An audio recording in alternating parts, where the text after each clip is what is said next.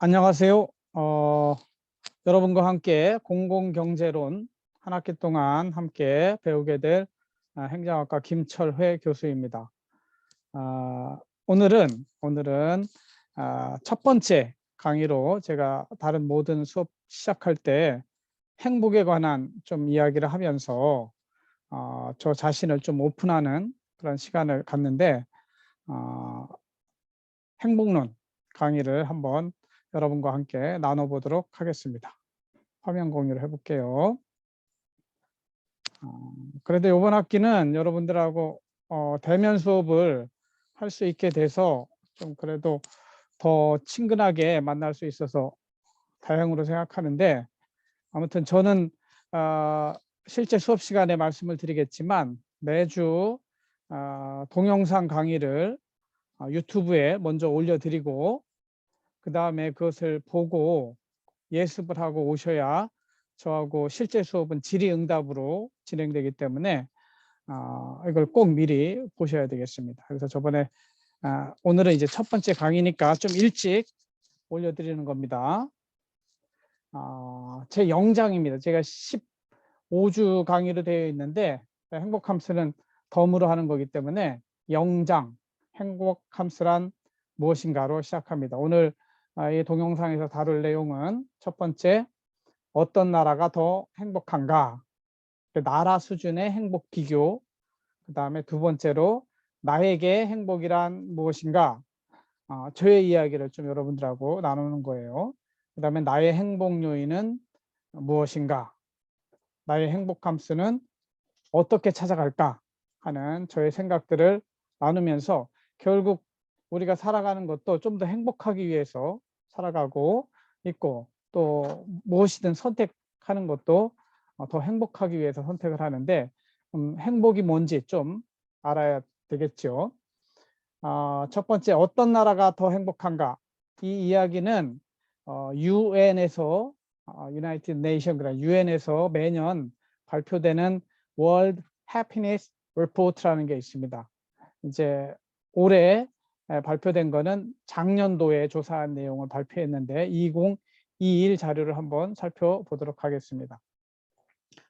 이 자료를 보면은 우리가 행복하다고 느끼는데 영향을 미치는 요인들을 좀 살펴보고 있습니다. 뭐가 행복에 제일 중요할까요? 사람마다 다 다르겠지만 이 UN 보고서에서는 첫 번째로 경제적 수준이 제일 중요하다. 그래서 1인당 국민 총생산, 1인당 GDP라고 그러죠. 영어로는 GDP per capita라고 하는 경제적 수준이 넘버원이고, 두 번째로는 사회적 지지, 사회적 관계를 통한 안정감을 느끼는 거, 또 우리 사회적 자본, 사회 자본을 가르치는 우리 과에서는 이윤구 교수님이 이쪽 거버넌스 하면서 함께 다루는데 어떤 소셜 캐피탈이란 측면이 있습니다. 세 번째로는 건강해야 행복하죠. 건강을 잃어봐야 건강의 소중함을 아는데, 하여튼 건강한 삶을 유지할 가능성, 이제 오래 사는 것도 중요하지만 건강하게 오래 살고 있는가, 이 부분이 내 마음속에 건강한가, 이 부분이 행복에 영향을 미친다는 거죠. 네 번째로는 자유입니다. 삶에서 자율적인 선택의 가능성이 높을수록 행복감이 높아진다는 것이죠. 다섯 번째로는 관대함. 이것은 사회적으로 공동체 안에서 서로 불쌍한 사람들 도와주고, 서로 상대방에 대화할 때도 적대적으로 대하는 것이 아니라 서로 관용한다고 하는 받아주는 거죠. 서로 동료로서 받아주는 이런 문화가 있을수록 또 기부 문화도 많이 나타나고 이러겠죠. 그 다음에 여섯 번째는 역지표라고 반대 지표인데, 이거는 적을수록 행복한 거죠. 클수록 불행한 것이고, 그러니까 이거를 반부패 지수라고 하는데, 부패가 없을수록, 그 나라의 부패가 없을수록 행복한 나라다. 이렇게 6개의 변수를 이야기합니다. 그래서 이 6개가 잘 갖춰진 나라의 국민들이 더 행복감을 느낀다는 것이죠.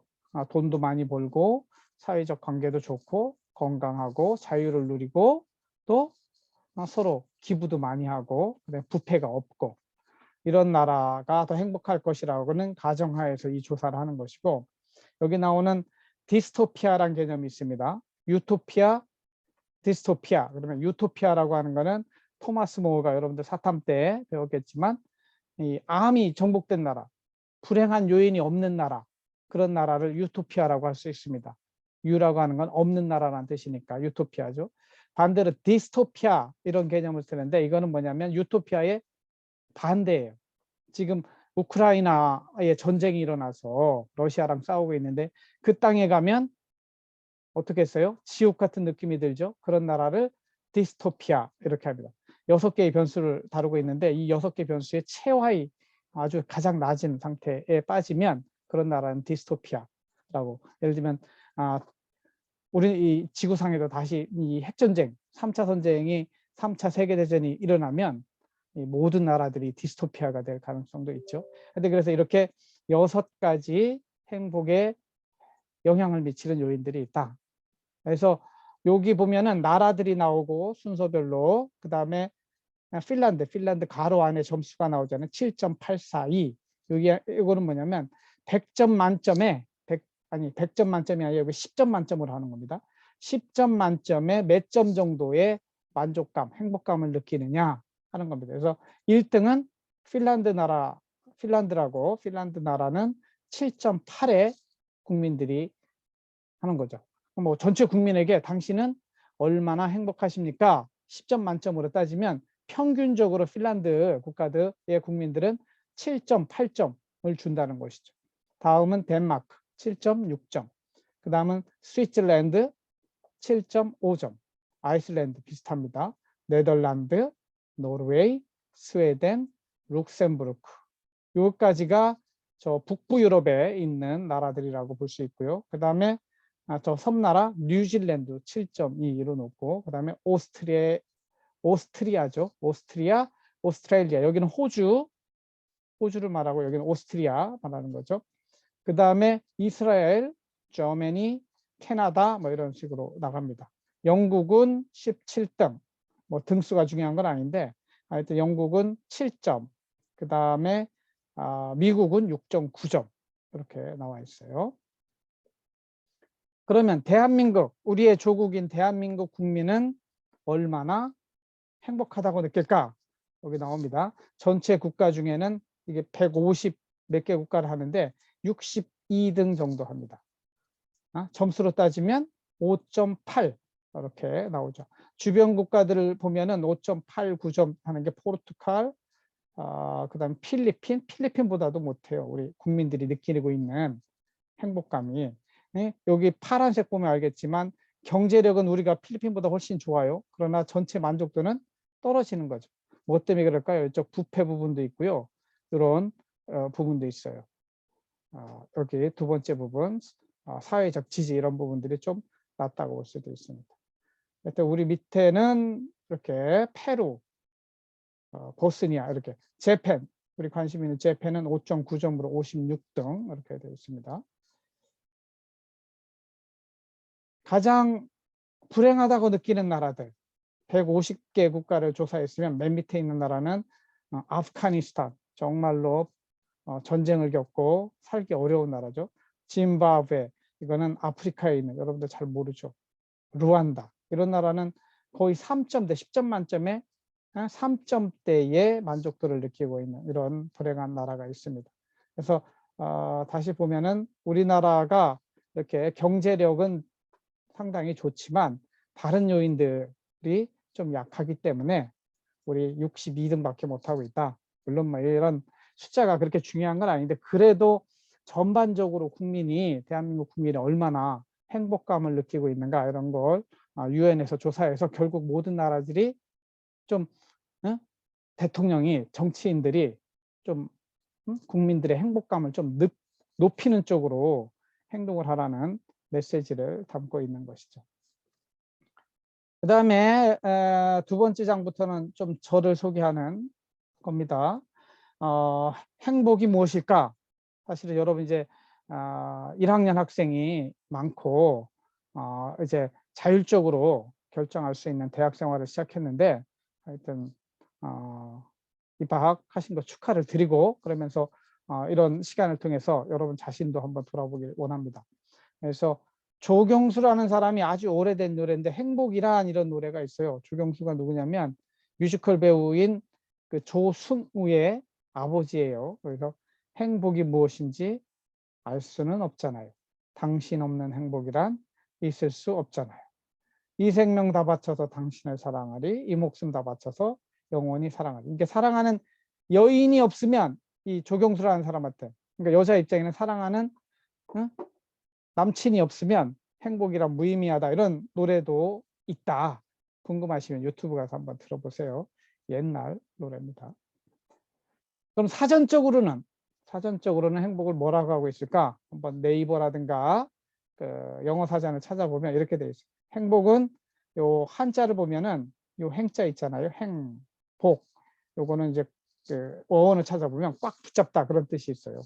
복은 신에게 이렇게 뭘 바치는 그런 글자 모양을 가지고 있고, 하여튼 그 이건 한자에서 온 거니까 한자에서는 그런 어원을 따져보면 그렇고, 우리가 이제 행복이라면 복된 좋은 운수, 또는 생활에서 충분한 만족과 기쁨을 느끼어 흐뭇한 상태, 그죠? 배고팠는데 밥을 좀 먹게 되면 행복감을 느끼죠. 그렇죠. 슬펐는데 기쁜 일이 생기면 그때 행복하죠. 영어로는 happiness.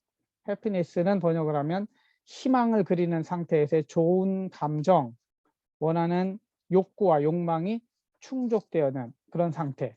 이거는 주관적일 수도 있고 객관적일 수도 있다, 이렇게 이야기를 하고 있습니다. 여기 영어의 대표적인 영어 사전이 메리암 웹스터라고, 웹스터 사전 이렇게 이야기를 하잖아요. 이 해피니스를 쳐보면 state of well-being and contentment. 그러니까 마음속에 잘 돌아가고 있어, 또는 만족해, 이런 상태를 행복이라고 하고, 그의 joy, 비슷한 말로 joy, felicity, happiness, prosperity. 이렇게 수업 시간에도 영어 쪽을 좀 많이 여러분한테 이렇게 올려주는데, 이거 다 그 여러분 공부하라고 하는 거예요. 결국 여러분들이 토익 시험은 꼭 봐야 되고, 또 경우에는 공무원 시험 준비하는 사람들은 또 공무원 영어로 해야 되고, 또 유학 준비하는 사람들은 또 토플도 준비하고 그래야 되는데, 하여튼 제가 이렇게 보여드리는 이 화면에 나오는 모든 영어는 다 찾아가지고 외우시길 바랍니다. 이 전체를 맥락 속에서 외우는 게 제일 좋아요.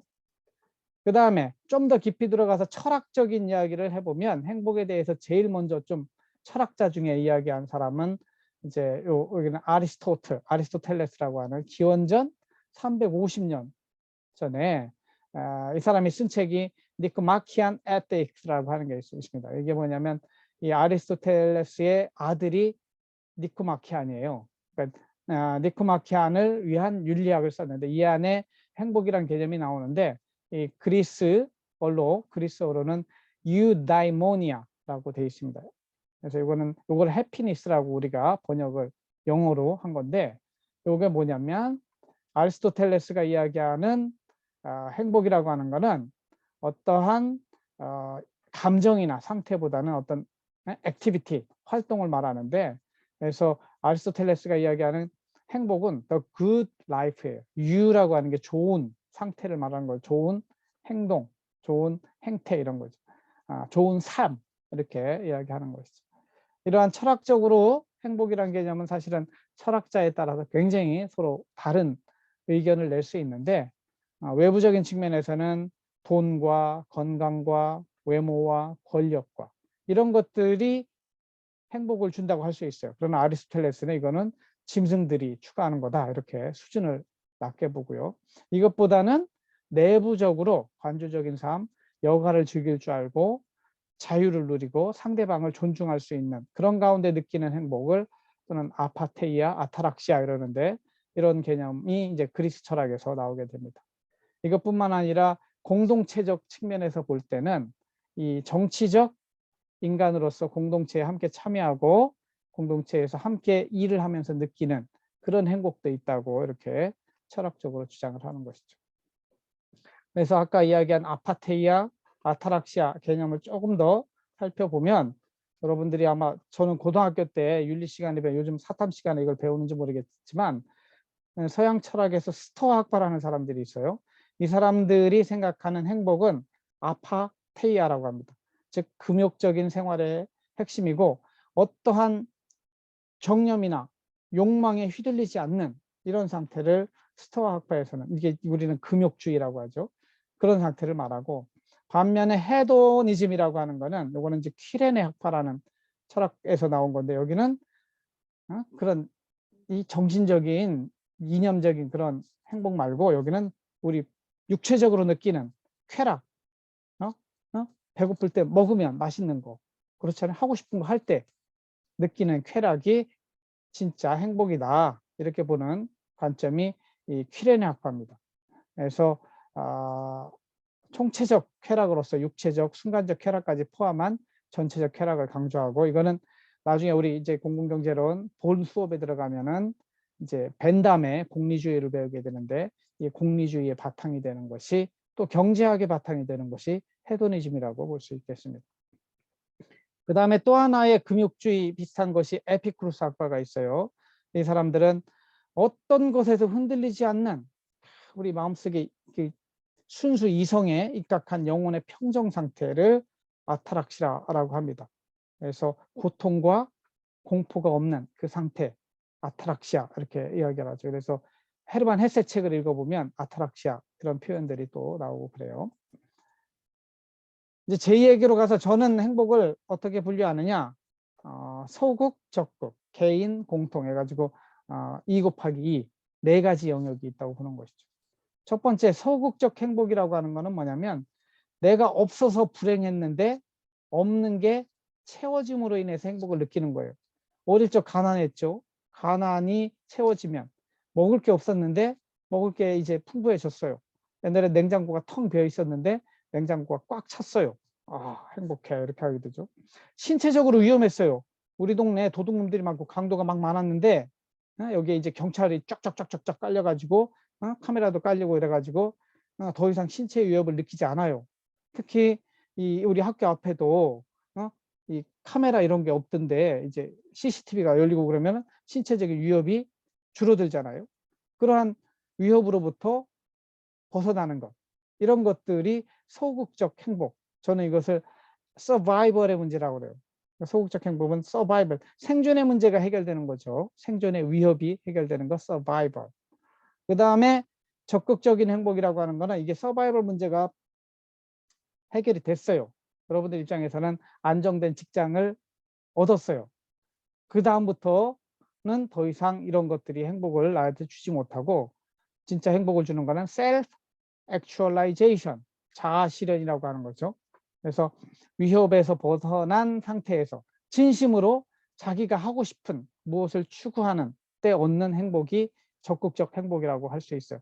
여러분 청년기 때 이 소극적 행복 조건을 잘 저축도 많이 하고 나름대로, 사실은 제가 이제 54살인데 기성세대로서 여러분들한테, 자식 같은 여러분들한테 정말 미안한 거는 여러분들이 착실하게 한 해 한 해 한 해 이렇게 공부하고 직장 생활해서 하면은 한 30대 중반 되면 그때부터는 요런 쪽으로 행복을 높여야 되는데 평생 동안 서바이벌 문제로 고민하게 하는 사회가 된 것에 대해서는 정말 우리 기성세대들이 미안한 마음이고, 그것을 좀 이게 대통령 선거도 있고 그런데 이런 때 좀 뚫어낼 수 있는 정책들이 나오고 대안들이 논의되는 것들이 좀 필요하다고 봅니다. 하여튼 이 적극적인 행복이라는 것이 있다.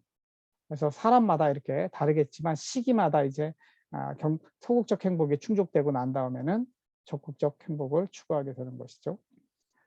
그리고 이 행복은 개인적 행복도 있지만 공동체적 행복도 있습니다. 개인적으로는 아까 이야기한 건강하고 돈을 얻고 안전하고 어떤 사회적 관계, 여기는 SS, 2S라고 그러잖아요. Survival, Self-Actualization. 여기는 2P, Private Satisfaction. 개인적으로 취미생활하면서 느끼는 그런 행복감이 있는가 하면은 인간은 본질적으로 공동체예요. 여러분들이 혼자 태어나지 않았잖아요. 엄마, 아빠 공동체 속에서 태어났고 나도 공동체 속에 있을 때 행복감을 느낀다는 거죠. 그래서 public satisfaction, 그래서 공동체 수준에서 느끼는 안전, 성취 이런 것들은 공동체적 행복이라고 이렇게 봅니다. 근데 뭐가 더 중요할까요? 소극적인 행복과 적극적인 행복 중에서 본질적으로 소극적 행복이 훨씬 더 중요하고 1차적으로 필요합니다. 개인적 행복과 공동체 행복도 제가 볼 때는 개인적으로 행복감을 느끼는 것이 더 중요하고 그다음에 공동체적으로도 행복감을 느껴야 되겠죠. 그래서 이것을 비중을 만들어 보면 소극 대 적극으로 따지면 7대 3, 개인 대 공동체도 7대 3. 그래서 전체 행복이 100이라고 하면은 전체 행복이 100이라고 하면은 개인이 소극적으로 느끼는 이 행복이 반 정도 차지하고요. 나머지 이 섹터에 들어갑니다. 그래서 여러분들도 한번 점수를 매겨 보세요. 난 개인적으로 또 소극적으로 얼마를 줄 수 있겠는가? 내가 공동체 안에서 소극적인 측면에서 몇 점을 줄까? 그러니까 이 섹터에 점수를 주면 여러분들의 행복감. 그러니까 아까 그 유엔에서 조사한 것도 이거를 100점 만점에 10점 만점으로 한 거죠. 10점 만점으로 했을 때 그 국민들이 핀란드 같은 나라는 78점 정도 평균적으로 느끼는 건 굉장히 높은 거죠. 우리나라는 58점 정도밖에 못 느낀다는 것이죠. 그래서 저 자신을 좀 소개를 해보면 물 한 모금 마시겠습니다.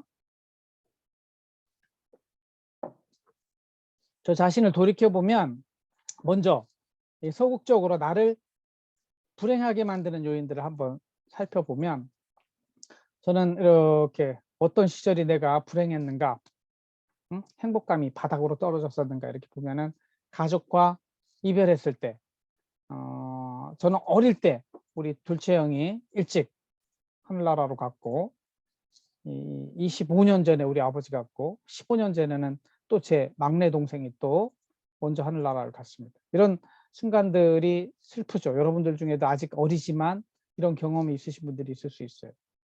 그 다음에 우울증. 제 안에는 좀 우울증이 흘러가고 있어요. 이게 사람마다 다 이 우울증만 있는 사람이 있고 조우울증이라고 하면 조증과 우울증이 함께 되는 이게 감정의 기복이 심한 사람들은 조우울증이라고 합니다. 근데 저는 본질적으로 우울증이 좀 있어요.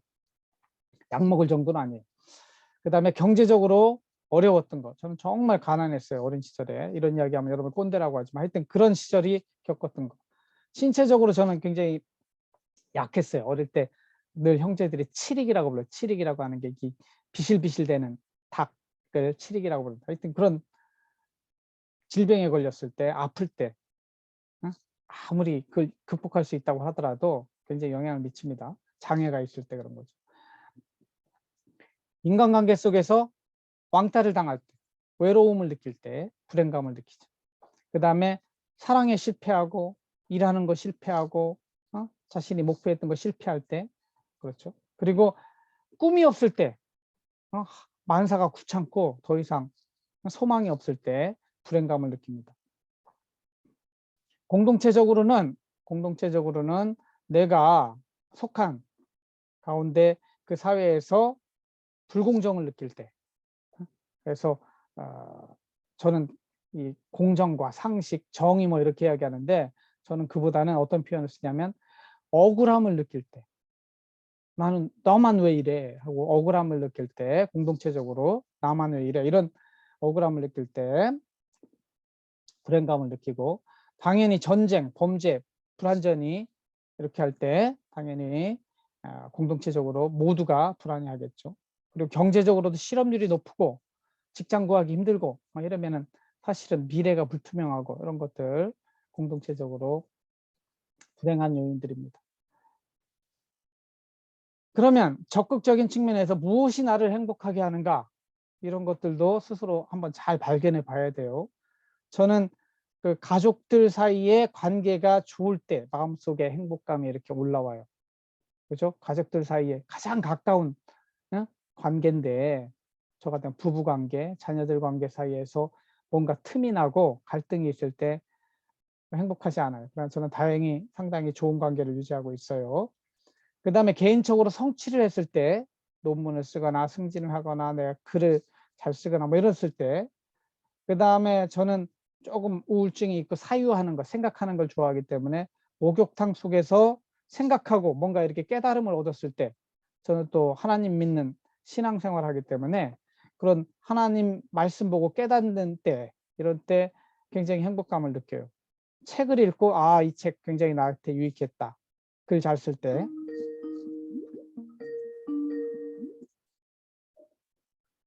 네. 그 다음에 잡음이 들어갔습니다. 미안합니다. 그 다음에 취미생활. 제 취미생활은 낚시, 야구, 탁구, 골프 이런 건데, 이제 이런 취미생활을 할 때 정말 스트레스가 날아가고 행복감을 느끼게 되죠. 그 다음에 공동체적으로는 이 공동체가 잘 돌아갈 때죠. 저는 우리 아이들을 공동육아로 길러냈는데, 이제 혼자 하는 게 아니고 함께 마을에서 한 40가정이 모여서 함께 우리 어린이집을 운영했습니다.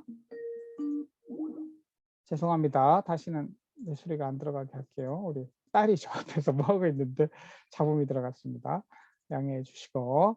그 다음에 제가 한남대에 온 지 이제 15년이 됐는데, 제자들하고 공동체, 나중에도 소개하겠지만 한남 마중물 협동조합을 만들고 있어요. 그게 좀 잘 돌아갈 때 행복하고, 제가 또 교회를 다니는데 교회 안에서 또 함께 교제를 나눌 때 행복감을 느낍니다.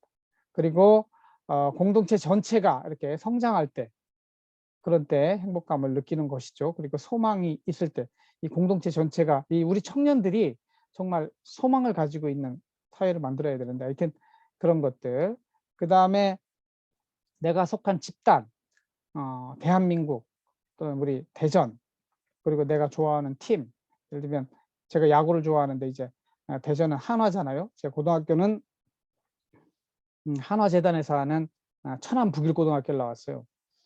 거기도 야구부가 있는데, 하여튼 내가 응원하는 팀이 잘 될 때, 그리고 자녀들이 잘 될 때, 제자들이 기쁜 소식을 전할 때, 이 공동체 안에 있기 때문에 이때 함께 즐거워하고 행복해 할 수 있는 것이죠.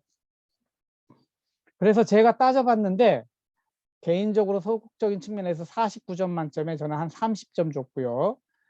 이 공동체적인 측면에서는 15점. 그리고 개인의 적극적인 측면 10점, 공동체적인 측면 7점 이렇게 줘가지고 제 총점은 100점 만점에 62점. 우리 대한민국 평균이 5.8점이라고 그랬잖아요. 저는 6.2점. 그냥 우리는 이제 10점 만점 얼마나 행복해 이렇게 묻는 게 아니고, 저 같으면 이렇게 분석해서 개인 대 공동체, 소극 적극 이렇게 분리해서 하면은 한 6.2점 정도 나온다. 이렇게 볼 수 있겠습니다. 여러분들이 저하고 공공경제론 공부하시려면 늘 이 함수를 생각해야 돼요. 함수라고 하는 거는 종속 변수가 있고 독립 변수가 있는 거예요. 종속 변수는 독립 변수에 의해서 영향을 받죠. 그래서 이 행복이라고 하는 거는 행복에 영향을 미치는 요인들이 있어요. 그래서 여러분들이 이 요인들을 잘 잡아가지고 내가 행복하려면 뭐 해야 돼요? 건강해야 돼요. 행복하려면 돈을 모아야 돼요. 행복하려면 내 꿈을 키워야 돼요. 그렇죠? 이런 것들을 찾아야 된단 말이죠. 그래서 나에게 행복이란 무엇인가 스스로에게 질문하시고 나의 행복관, 행복에 대한 생각을 좀 정리하셔야 돼요. 그 다음에 지혜롭게 살려면 내가 선택할 수 없는 거를 찾아내서 그거는 더 이상 그걸 가지고 고민하면 안 돼요. 이거를 경제학에서는 제약 조건이라고 합니다. 그래서 할 수 없는 것들은 버리고 할 수 있는 것들 중에서 최선의 선택을 해가는 것이 바로 이것이 바로 경제학의 기본 원리가 되겠습니다. 그래서 마지막에 나는 어떻게 선택할 것인가 이렇게 하게 되겠습니다. 그래서 첫 번째 종속 변수로 행복이라고 하는 걸 어떻게 측정할 것인가. 또 행복 측정할 때 이렇게 이야기합니다. 또 영어로 한번 요 문장만 읽어봐 드릴게요. Overall 전반적으로 how satisfied are you with life? 그래서 whole this 요즘 전반적으로 얼마나 행복을 느끼니? Overall, to what extent do you feel the thing you do in your life are worth? 얼마나 가치 있게 생각하니? 여기서 How about happy? How about worried? How about depressed? 이런 식의 다양한 질문을 통해서 그 사람이 얼마나 행복감을 느끼고 있는지 좀 도출해내는 그러한 행복의 측정, 이런 것들을 스스로 해볼 필요가 있는 것이고, 두 번째, 선택할 수 없는 것들을 뭐라고 그랬어요? 제약 조건이라고 그랬잖아요. 내가 할 수 없는 것들, 자연 질서가, 해가 서쪽에서 떠서 동쪽으로 갔으면 좋겠어, 이런 것들, 영어에서도 순수 가정이라고 하잖아요. 이런 거 안 돼요. 키 같은 거 요즘 키울 수 있지만, 저는 이게 제 주관적인 겁니다. 저는 키 키울 필요가 없다고 생각해요. 엄마 아빠를 바꾸려고 엄마 아빠 바꿀 수도 없지만 바꾸는 거 상상할 필요가 없어요. 성별 바꾸는 거 저는 반대예요. 태어난 대로 저는 사는 거에 찬성이고, 물론 각 사람마다 상당히 가치관이 다를 수 있기 때문에 성질환 이런 부분에 대해서도 각자의 생각을 다를 수 있습니다. 근데 저는 이 선천적 특성에 대해서 저는 선택 가능하다고 보지 않는다는 거죠. 사회 질서도 마찬가지입니다. 물론 한 500년 지나면, 예를 들면 봉건 제도에서 근대 제도로 바뀌잖아요. 이렇게 큰 메가 트랜지션, 메가 인스티튜션의 변화가 있을 수는 있지만, 기본적으로 그걸 가지고 내가 불행해 이렇게 할 필요는 없다는 것이죠. 다만 살아가는 동안 100년 이내에 좀 변할 수 있는 거 있어요. 우리나라 헌법이 불합리해. 그러면 헌법을 한번 고쳐보려고 노력하는 것이죠. 법률은 얼마든지 국회에, 여러분들이 국회에 청원을 하다든가 이렇게 하면 바꿀 수가 있어요. 정책은 지금 대통령 선거하고 있는데, 정권이 바뀌면 정책은 또 바뀔 수가 있어요. 그래서 바뀔 수 있는 것들은 나름대로 바꾸려고 노력을 하되, 이렇게 장기적인 제약 조건에 대해서는 너무 이것 때문에 이렇게 탓하는 것, 그것이 나를 행복하게 하지 못합니다. 그래서 내가 선택할 수 있는 것, 없는 것 했을 때 이 제약 조건에 들어가는 것들은 일단은 좀 제껴놓고 내가 선택할 수 있는 것을 좀 찾아보는 게 중요한 것이죠. 내가 선택할 수 있는 것, 저는 이거를 두 개로 나눕니다. 독립변수라고 부르고, 퍼스널 팩터로는 H2MD, 커뮤니티 팩터로는 E2CS 이렇게 부르는데, 저는 우리 자녀들에게 늘 H2MD 하라고 합니다. 칠판에 써놓고, H1은 뭐냐? 너가 행복하려면 H1, 늘 건강관리를 해야 돼요. 건강관리. 내 몸의 스와트 분석이라고 하죠. Strength, Weakness, 자기 개발하면서 이거 한번 다 할 겁니다. Opportunity, Threat 해가지고 나의 강점과 약점, 기회와 위협을 따져봐가지고 내 몸이 어느 부분이 약하니까 그 부분을 강하게 운동을 해서 또 먹는 것을 통해서 만들어줘야 되는 거예요. 그래서 푸드와 엑서사이즈를 통해서 건강관리하는 그 습관이 중요합니다. 그래서 병원을 가지 않아도 내 몸을 관리할 수 있는 그 사람이 행복한 사람이에요. 7560이라고 하는 건 뭐냐면, 일주일이 7일입니다. 7일 중에 5일은 60분 동안 운동하는 습관을 갖자, 이거예요. 그러니까 이 운동이 딱 뭐 정해가지고 헬스클럽 가서 하는 운동이 아니더라도 밥 먹고 나서 주로 한 1, 20분 산책을 한다든지 자기에게 적합한 운동이 있어요. 이 엑서사이즈를 7560 해야 건강관리가 된다는 것이죠. 최소한 7560입니다. 그 다음에 H2, 이거는 뭐냐면 Humanity Management. 행복하려면 인성이 좋아야 돼요. 우리 학교가 추구하는 것 중에 하나도 인성을 갖춘 인재를 만들어내는 것인데, 이 멘탈 스와트 분석도 해보세요. 내 인격적인 측면에서, 내 정신적인 측면에서 강점, 약점, opportunity, threat, 기회와 위험 요인을 해보고, 또 MBTI도 꼭 해보세요. 이건 요즘 인터넷에 약식으로 해도 대체적으로 맞아요. 물론 뭐 자세히 알고 싶으면 전문가 테스트를 받아야 되겠지만, 그래서 어떻게 함께 살아야 되는가. 제 수업에도 이제 5명씩 제가 팀을 꾸려줄 겁니다. 그 조안에서도 어떻게 조화롭게 일을 잘 해나갈 것인가. 이거에 제일 중요한 게 뭐냐면 humanity라는 거예요. 인성을 갖추는 노력을 해야 되는 것이죠. 그리고 세 번째로 중요한 거 money입니다. money, M. H2MD에서 money management를 해야 돼요. 우리는 어쩔 수 없이 자본주의 사회 속에서 살고 있습니다. 저는 기본적으로 공동체주의를 주장하고 그쪽으로 나가야 한다고 제가 늘 주장하지만 실제 현실은 자본주의 사회에서 우리가 살고 있어요. 이 시대에서 나름대로 내가 생존하기 위해서 또는 자아실현하기 위해서 계속해서 좀 돈을 모아가는 그러한 훈련을 해야 돼요. 그래서 여러분들 주식도 좀 하고 부동산도 알아야 되고 요즘 나오는 NFT라고 들어보셨어요? Non-Fungible Token이라고 이게 비트코인이니 이더리움이니 이런 것들 포함해서 디지털 세계 속에서 대체 불가능한 토큰이라고 하죠. 이런 것들 시장도 여러분들이 꾸준히 연구해 가지고 여러분 책임하에 재테크할 수 있는 그런 능력을 키워나가야 돼요. 그래서 H2M 너무 현실적인 이야기지만 이것이 필요한 것이고 이것뿐만 아니라 인간은 본질적으로 꿈이 있어야 행복해요. Dream Management. 내가 궁극적으로 하고 싶은 게 뭔지 그런 측면에서 여러분 취미가 반드시 있어야 되고 그리고 내가 무엇을 할 때 즐거워하는지 내 영혼이 내 마음이 즐거워하는지 그런 것들 그냥 술 퍼먹으면 그게 그 순간은 즐겁지만 건강도 해치고 사실은 휴메니티에는 좋겠지만 그 가운데 선택을 하는 것이거든요. 그것보다는 좀 더 본질적으로 내가 정말 고요한 가운데 만족하는 것이 무엇인지 이런 것들 찾아서 드림으로 내가 50이 되면 이런 걸 하고 싶어. 이런 것들을 좀 키워가면서 살아야 행복하다. H2MD.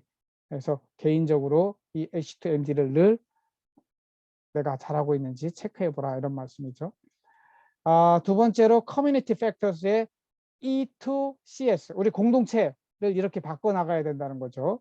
첫 번째 E와는 equity라고 하는 공정성, in opportunity and process and distribution. 그러니까 기회의 공정, 과정의 공정, 분배의 공정. 그래서 이 사회가 공정한 나라가 되도록 노력해야 돼요. 아까 이 표현보다 더 강력한 거는 억울한 사람이 없도록 억울한 사람이 없도록 이 사회를 바꿔나가는 쪽에 여러분들이 적극적으로 사실은 투표도 하고 참여를 해야 되는 겁니다. 두 번째는 E2, Economic Growth.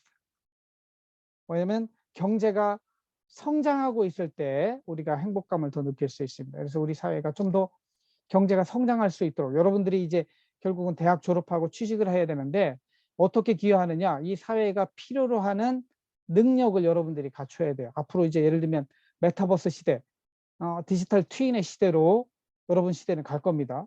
옛날에 이야기하는 그러한 일자리가 아니고 새로운 일자리가 만들어지는데 그 일자리에 적합한 능력과 지식을 갖추어 나가야 되는 거죠. 그 일을 할 때 여러분들이 이 사회를 발전시키고 성장시키는 역할을 할 수 있는 거예요. 그래서 앞으로는 디지털 시대, 바이오 사이언스 쪽 이런 쪽이 굉장히 많고 전망이 밝고 저는 우리 행정학도 사실은 그 메타버스 행정학 이런 것들을 좀 배워야 된다고 봐요. 새로운 디지털 시대에 공무원들이 어떻게 행동해야 되는지 이런 것들 가르쳐 보고 싶은데 아무튼 그런 쪽에 여러분들이 꾸준히 따라가야 됩니다.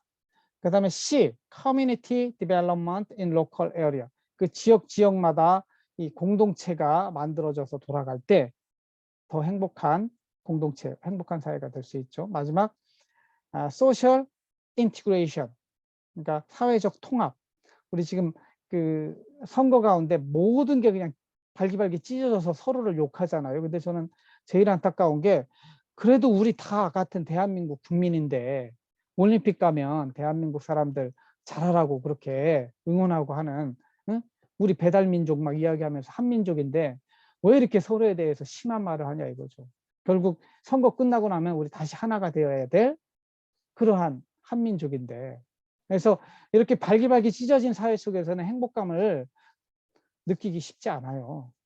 서로 제너러스하게 나이스하게 서로 대화도 하고 서로에 대해서 비판할 건 이성적인 비판을 하고 그런 가운데 게임이 끝나고 나면 선거가 끝나고 나면 다시 우리 다시 합쳐져서 또 살고 또 게임이 시작되면 또 그렇게 하고 이런 건전한 선의의 경쟁이 이루어지는 그런 사회가 이제 사회 통합이 되는 그런 사회가 되겠죠. 그래서 정치나 지역적으로나 세대 간에 우리는 정치적인 분열, 지역적 분열, 세대 간 제너레이션 갭, 젠더, 그렇죠? 젠더 사이에서 충돌이 심하잖아요.